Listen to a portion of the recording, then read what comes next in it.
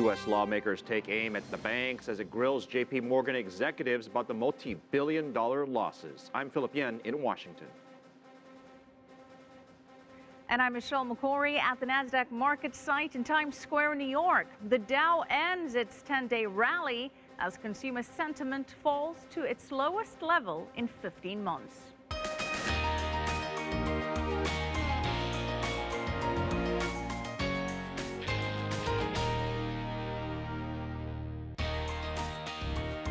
p.m. here in Washington, D.C. Coming up in this hour of Biz Asia America, we will go to New York shortly and check in with Michelle and find out if the Dow really did continue its winning streak or not. Plus, the new Samsung Galaxy smartphone. Is it the must-have next tech gadget? Apple would probably say no. But first, we go to Elaine Reyes at the CCTV America's news desk. All right, thanks a lot, Philip. China has a new premier. Li Keqiang was appointed by the National People's Congress in Beijing Friday. The 57-year-old will succeed Wen Jiabao to lead China's economy. It's a key time of transition with China, now positioned as the world's second biggest economy.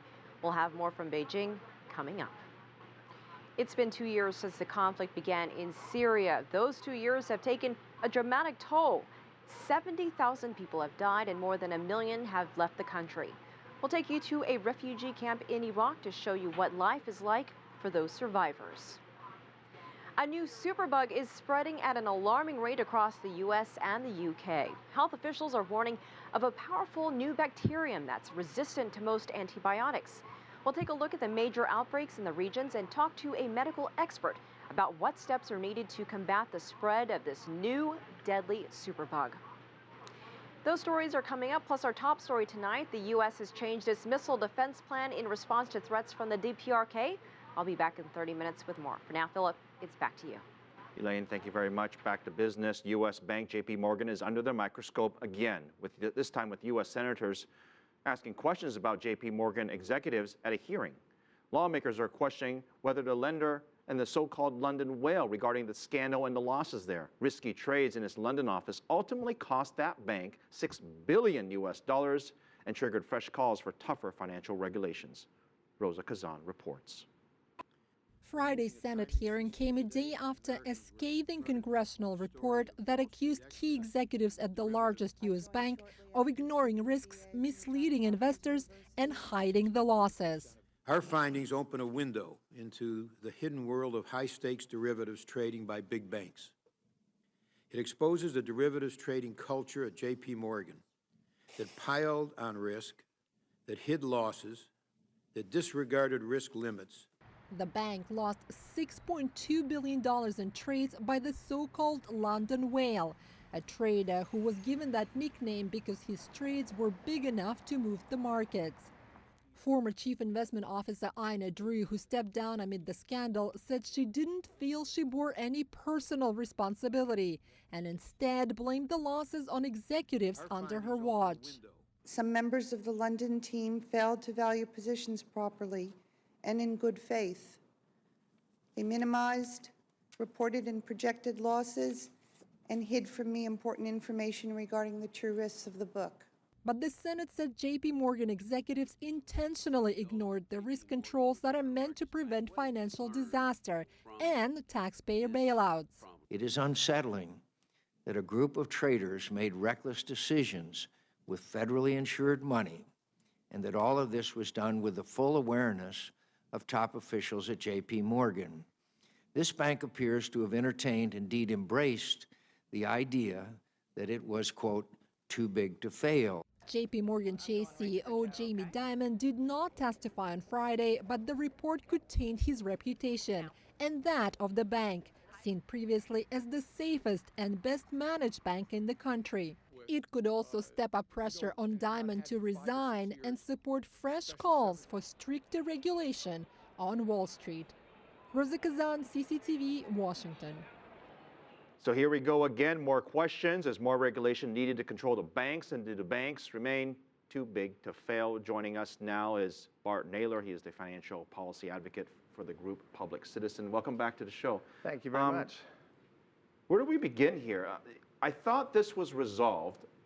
Obviously, it's not resolved because we're still having questions of whether or not banks have enough controls to protect itself from losing money for itself, and let alone losing money for its own shareholders. And I guess the other question to that is the financial system itself. Let's start with the bank. Where are we on regulation? Well, where we are is that the 2010 Wall Street reform really hasn't been implemented. Out of the 400 rules that were mandated by Congress, fewer than a third of them have actually been implemented. Why is that? What's the Well, problem? that's because Wall Street is lobbying and is successfully delaying this effort through any number of reasons which we can go into detail.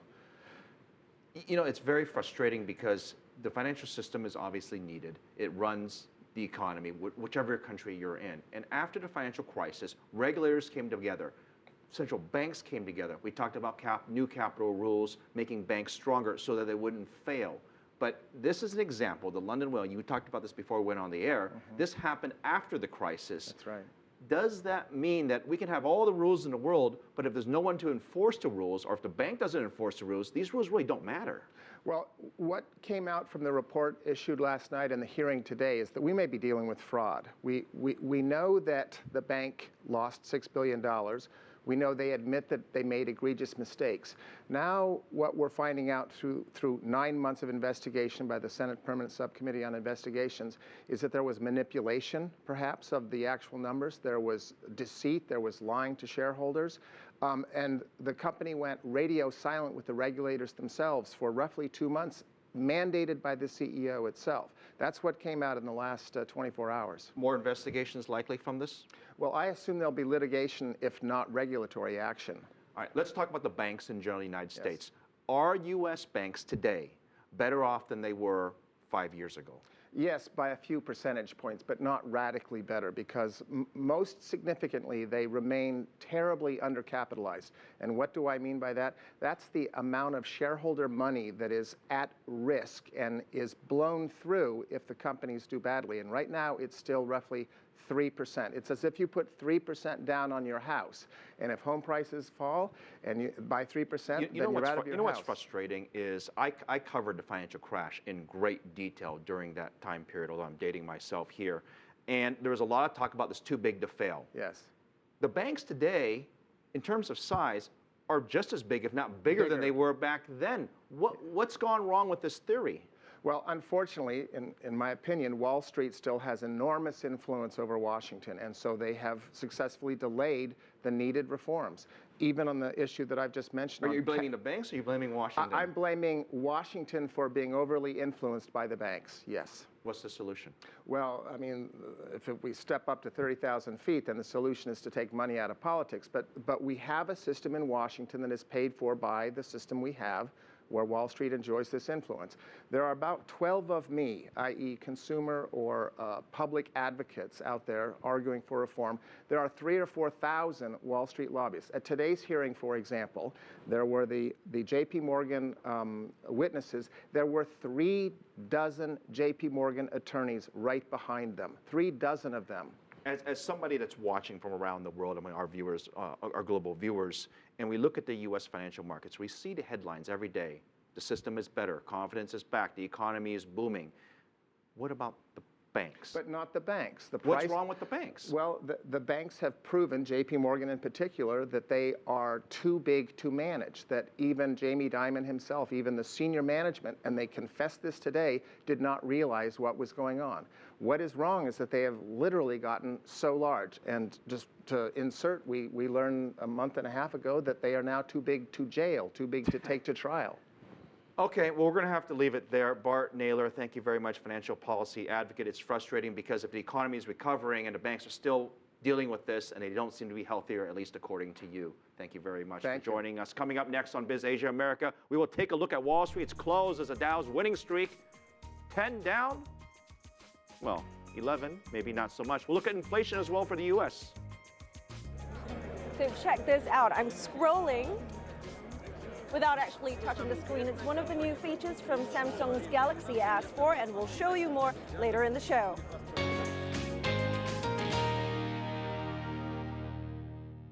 In 2003, the U.S. led an Allied attack on Iraq. Saddam Hussein was soon toppled, but it was not mission accomplished. Iraq descended into sectarian violence, conflict dragging on for a decade. Join us all week for Rethinking Iraq, 10 years later, only on CCTV News.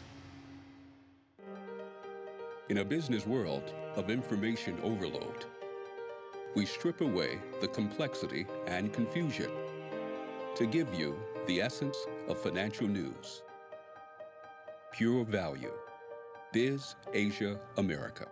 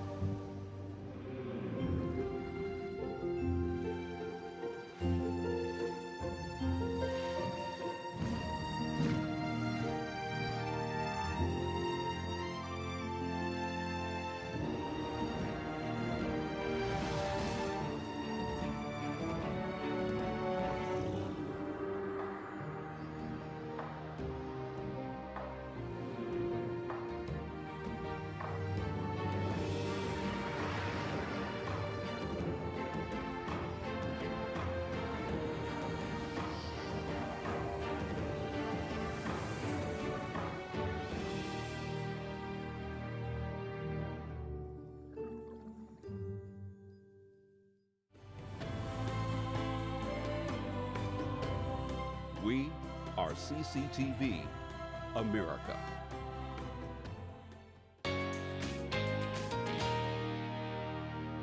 Welcome back to Biz Asia America. For investors, if you've been long, you've been strong over at least the past 10 days. But what about today? Michelle McCory has the answer from New York City.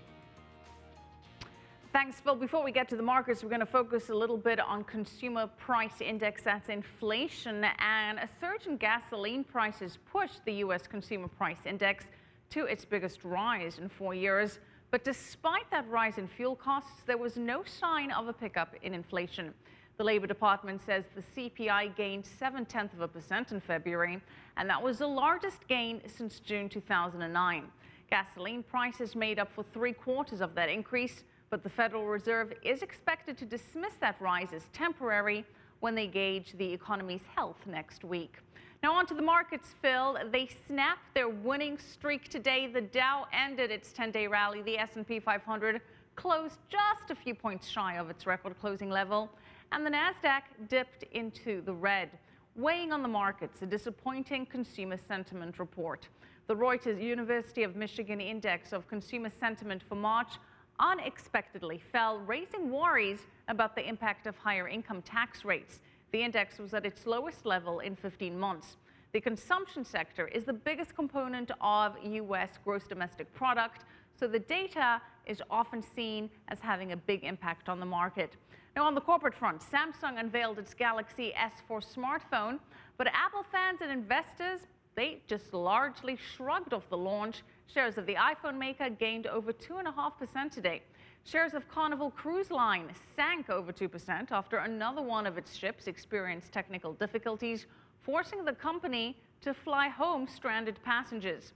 And bank stocks, as you were talking about, Phil, were in focus after the Federal Reserve approved the capital plan submitted by 16 of the 18 banks that it subjected to stress tests. Now, the results of those tests are a measure of how far a financial institution has come since the financial crisis and how well it would be able to weather yet another economic calamity. Bank of America and Wells Fargo faring the best there. BBT, Phil, had its plan rejected. Back to you. All right, for everything but the markets, we have a guest. Michelle, thank you very much. Ed Pitowski joins us now from Chapwood Capital Investment Management live from Dallas. Welcome back to the show, Ed. You know, Michelle was talking about this winning streak in the marketplace, and I'll take it a step back further. It's been a great year for the markets. A lot of folks have missed out on this rally. Does it continue overall? Yeah, there's no question about it. And you're right, it's been a good year. It's actually been, a good 6 months. But there's really no reason in the world for this market to continue to rise, because earnings in the United States, the forecasted earnings are still so strong and stock prices are so far away from those targeted prices that I still think we have at least another 8 to 10% for the first half of this year. I think we have a very good market. I'm not happy with the economy. I heard you say a little while ago that the economy is doing better. I actually disagree. I don't think the economy is doing well at all. But stock prices are moving because stocks are inexpensive relative to expected earnings. And one more thing to add, Phil. When you see interest rates at the levels that they're at right now, stocks should actually be overvalued. So we're about 20% below where we should be. So it's not too late to get into this market. It's not too late to make some money. All right, for the sake of our 401k plans for everybody that works here, I hope you're right. But you bring up a very good question. People like you who watch the markets and trade the markets have a bullish bias, I think, to be fair. Many of the economists that we've had on the show have a somewhat skeptical bias. What they say is this: let's wait for the next data. Let's wait to see what the Fed does. Let's wait for this. Let's wait for that. Why is there such a big disconnect between the economists, the economy, and the stock market? Well, the U.S. economy, it used to be the U.S. economy really dictated how the S&P stocks and the Dow Jones stocks moved. But because so much of our earnings come from business outside of our borders, and Asia is doing very well, so not all of our stocks are dictated based on the earnings that they see from the United States. All right. I mean, when you see printing of money, and I wrote an article today actually about this, when you see printing of money because we need to print it because we spend so much, that devalues our currency. That should help our exports to outside of the United States as well. But for the 70% of the goods that we bring in, we basically consume 70% of what we bring in from outside of our borders, those are getting more expensive. So we really got to, you're right, the economists are disappointed and very skeptical. I am too, but stock prices are going to move higher. You don't like the economy, but you like stocks. Now, Michelle was talking about this earlier, consumer confidence. It's something that we all watch, and we say it very quickly as if we all know what we're talking about. But what does this consumer confidence number mean? Because everyone says, hey, that could affect the markets, but lately it really hasn't affected the markets. Do you care about consumer confidence?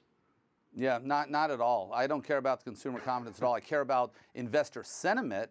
Because historically, when you see investor sentiment at low levels, no matter what, you go back all the way to almost every 5-year time period from 1970s forward, when investor sentiment is low, that means that has historically meant that stock prices are going to move higher. And when investor sentiment is high, you don't get really good returns. But consumer confidence doesn't mean anything. I love the answer, but let me ask you one question here. Remember a few years ago, the S&P was half of what it was. The Dow was significantly lower than what it was. They've almost doubled. Right. Stock prices have doubled since then. And at that time, the Fed said, hey, we need to inject liquidity, QE1, QE2, to twist, and QE3. We've got a big Fed meeting coming up. What's next for the Fed, and how much do we read into whether or not QE3 continues, and what happens if it doesn't? Yeah, it's just going to continue. I mean, Bernanke has done everything he can to say, please, get your house in order, Congress. Start doing something on the fiscal side, because monetarily, I can't just keep printing $85 billion every single month. But he's going to, because he said very flat out, until we see unemployment rate at a very low level, I'm going to keep printing. Now, I'm not thinking that printing is really doing a lot. Everyone tends to think that the printing of the money is really stabilizing the stock market. I don't think so. I think it's helping to keep interest rates low, but these are real earnings on those companies. But I do believe real quick, we're out of time, and I got to ask you, could Congress really mess this entire economy up? Could Congress just axe the whole thing altogether? No. Okay. Thank you very much, Ed Ptowski, joining us from Dallas. Great to have you on, as always. On to Samsung now. Samsung's flashy debut of the flagship Galaxy S4 smartphone has set the tech world abuzz in New York City's Times Square. Consumers are awaiting its April rollout. Gadget geeks are weighing in on the capabilities and whether or not it can really take a bite out of Apple's market share. Here's Li Tan. Check it out. Do you know where I can get the bus to the Shanghai Museum? 你知道我能在哪里坐公共汽车到上海博物馆吗？ That's the Samsung Galaxy S4's new translation app, acted out as part of the new phone's splashy Broadway unveiling. At Manhattan's landmark Radio City Music Hall in Times Square, the launch was a Broadway-style series of skits with actor Will Chase interacting with Ryan Biden, Samsung America's director of product marketing. So if I say the new phone looks and feels awesome, he'll say, that's because it's slimmer yet stronger. The S4 is slimmer and boasts a 5-inch display. It's also much more powerful. We tested out some key features of this so-called life companion phone. Here, the highly anticipated eye-tracking technology that pauses video when the user looks away. I'm looking away now, and it has paused. I'm going to turn and look at it again. And there we have it, a technology poised to take off in a highly competitive field. The S4 also runs the AirView feature, in which the user can navigate the touchscreen without actually touching it, and gesture control that lets the user scroll by waving over the screen. And this is part of its dual video technology, where you can see yourself with a back-facing camera and then a front-facing camera as well. It works with both videos and stills. Lots of bells and whistles in a presentation that saw a lineup of many new features, but none that really stood out. Still, the dual camera technology may win over new buyers. The real question, though, is will the Galaxy S4 take a larger bite out of Samsung's biggest rival, the Apple iPhone? Everyone keeps looking for that iPhone killer. The truth is there is no iPhone killer. The iPhone will continue to do well. This will do well as well. Right now, it's a two-horse race, and if I were some of the other companies, I'd be a little worried right now. Samsung has the leading 30% of the global smartphone market space versus Apple's 19%, but Apple still commands the American market. But by launching the Galaxy S4 months ahead of when a new iPhone is expected later this year, Samsung may have given Apple something to chew on. Li Lingtan, CCTV, New York. Speaking of tech gadgets, Yahoo CEO Marissa Mayer recently set off a fierce debate when she ordered workers at the company to stop working from home. And just a few days ago, electronics retailer Best Buy decided also to end a similar program. Despite these recent changes, many telecommuters say they cannot imagine life without it. Mark New. Helmet. Balancing responsibilities. Bye. Every day, Lars drives Leo and Lily to school. Wife Brenda is a professor, so regularly heads to college. So a few minutes later, Lars comes back home to the place he works. The car trip went okay. It was a typical morning. So I feel my productivity overall is higher, as is the quality of my work. And in terms of like stress with balancing work and family life, I feel like the balance is much more manageable. Plantronics, the world's leader in Bluetooth headsets, is a 45-minute drive away in Santa Cruz. A little more than a year ago, it underwent a renovation physically and philosophically. It's called the Smarter Working Environment, with meeting rooms of all different styles, designed to reflect tranquility, flexibility, and stress reduction. No assigned desks, and telecommuting for at least half the employees. If this is something that keeps them happy and productive and engaged, then I'm going to do what I can as their manager to make that happen. But the policies in the organization need to be able to support that. Plantronics also just surveyed its employees to gauge how they felt about the smarter working environment. 85% of respondents said it had been positive for both the culture and productivity. The HR director who headed that survey also plans to telecommute herself as she heads across the country to help out her elderly father. I am so thankful that I work in a company that will allow me to be able to connect 3,000 miles away while still be able to take him to a doctor's appointment or help him. Stanford professor Donald John Roberts conducted one of the first scientific experiments on telecommuting, studying call center workers at Chinese travel agency Ctrip. He found telecommuters produced 13% more and had a quitting rate of less than half those who worked at the center. You've got to have people who are able to focus on their job and do it. And that either comes from being very highly motivated or controlled.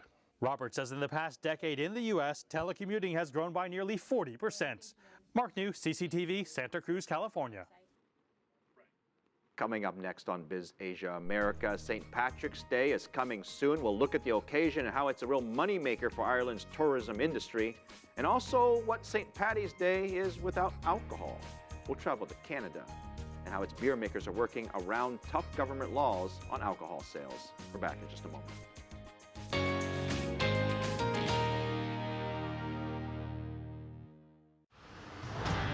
Take a spark of intuition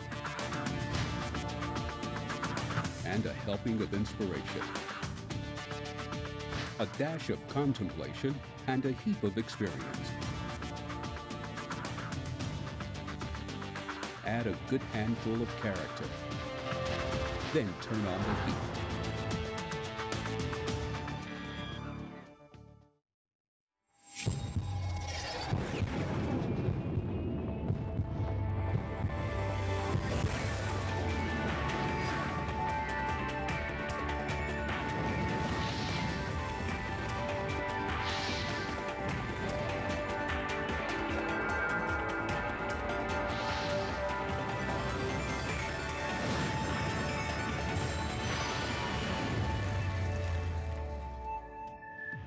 Biz Asia. Asia means business.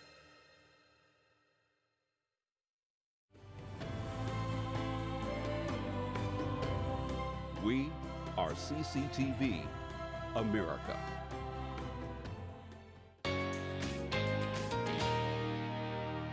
Welcome back. The Festival of St. Patrick's is Ireland's national holiday and celebrates the country's patron saint.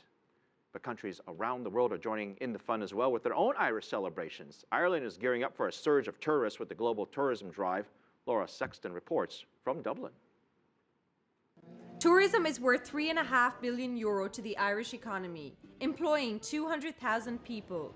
Last year alone, the small island attracted 7.3 million international tourists. A major allure is Ireland's national day, St. Patrick's Day, celebrated widely across the globe. We've seen a recovery in tourism numbers in the last 2 years. We've seen them grow from many markets.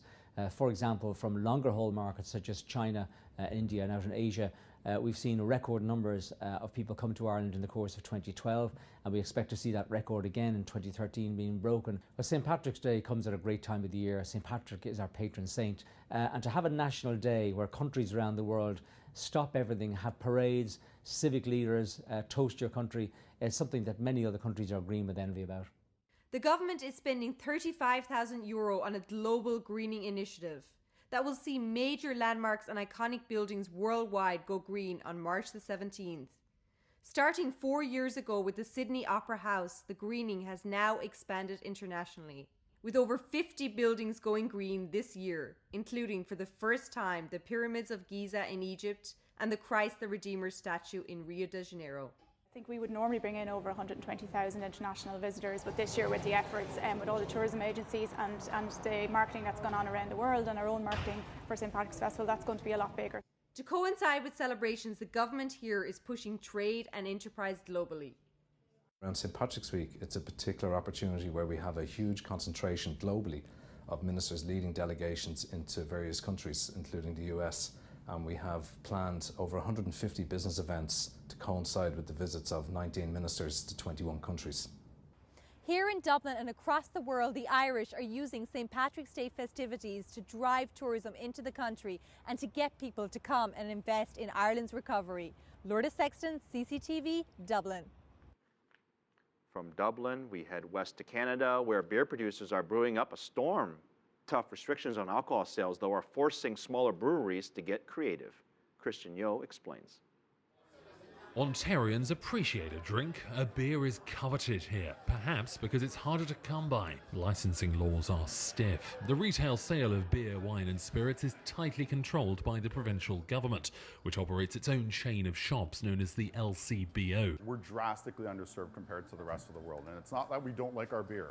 We just settle for what we can get. And when that law changes, the floodgates will open and we'll just get attacked by breweries from around the world. Some breweries already enjoy freedom to sell to the masses through their own channels. The beer store was formed by Ontario's brewers, but 85 years on, there's little local about it. It's owned by the world's largest breweries, AB InBev, Molson Coors and Sapporo. It just comes down to money. The big guys have way too much money, and they get to bully us around. That's, when I say us, I mean people that support craft beer. But a revolution is brewing. Small breweries are allowed to sell their own products on site. They can also run bars. This type of hybrid beer playground is becoming a more familiar sight. Breweries like this try to be innovators. Like any business, they've got to differentiate. But a winning brew in Ontario isn't enough for success. Most are lucky to get access to the major market. And many claim that the current licensing laws are a huge bottleneck to growth. Despite calls for reform, there's little sign of a truly liberalised drinks economy. I think there will be a bit of a change. I think we'll start to see some options in supermarkets which will help people. Whether or not, I don't think it's going to go completely privatized. The LCBO represents a massive budgetary line item for the provincial government. Whilst the laws here keep a lid on beer and wine sales, they can't contain Ontario's entrepreneurial spirit, which is finding unique ways to reach thirsty consumers. Christian Yo, CCTV, Toronto.